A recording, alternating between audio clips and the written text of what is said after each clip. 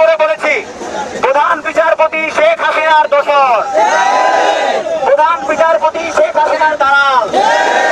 যদি তিনি দালাল না হতেন তাহলে তিনি অন্তর্বর্তীকালীন সরকারের সাথে কোন ধরনের আলোচনা ব্যতীত আজকে ফুল কোর্ট মিটিং ডাকতেন না। তিনি আজকে ফুল কোর্ট মিটিং ডেকেছিলেন জুডিশিয়াল কোর মাধ্যমে অন্তর্বর্তীকালীন সরকারকে অবৈধ ঘোষণা করতে। কিন্তু ছাত্র সমাজ আমরা ঐক্যবদ্ধ হয়ে সেই মিটিং স্থগিত করে বানচাল করে দিয়েছে। শুধু মিটিং স্থগিত করলে হবে না, এই প্রধান বিচারপতিকে পদত্যাগ করতে হবে।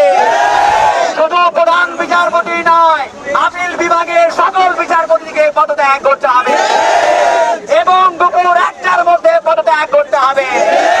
যদি দুপুর 1টার মধ্যে পদত্যাগ না করে তাহলে আমরা ছাত্র জনতা ঐক্যবদ্ধভাবে প্রধান বিচারপতির বাসভবন ঘেরাও করব। যদি তারপরেও তিনি পদত্যাগ না করেন তাহলে আমরা গণভবনের পরিণতির দিকে যেতে বাধ্য হব।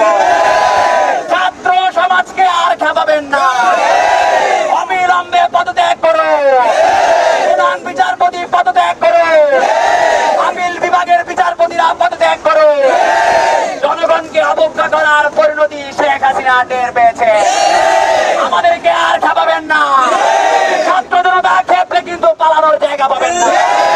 সুপ্রিম কোর্টে কোনো দালালি চলবে না, সুপ্রিম কোর্টে শেখ হাসিনার কোনো দালালি চলবে না, বাংলাদেশে শেখ হাসিনার কোনো দালালি চলবে না। শেখ হাসিনা যে ফ্যাসিজম কায়েম করে গিয়েছে, ছাত্র জনতা গণঅভ্যুত্থানের মাধ্যমে সেই ফ্যাসিজমের মূলোৎপাটন করবে। সেই পর্যন্ত আমরা সবাইকে ধৈর্য ধরে এখানে থাকার আহ্বান জানাচ্ছি এবং আমরা সবাইকে বলতে চাই, সুপ্রিম কোর্ট একটি গুরুত্বপূর্ণ স্থাপনা, আপনারা কেউ এখানে কোনো জায়গায় ভাঙচুর করবেন না। ছাত্র সমাজ সুশৃঙ্খল, ছাত্র সমাজ জানে কিভাবে আন্দোলন করতে হয়। আমরা শহীদদের রক্তের বিনিময়ে গণঅভ্যুত্থানের মাধ্যমে শেখ হাসিনা। আপনারা দেখছেন দৈনিক ক্রাইম সিন।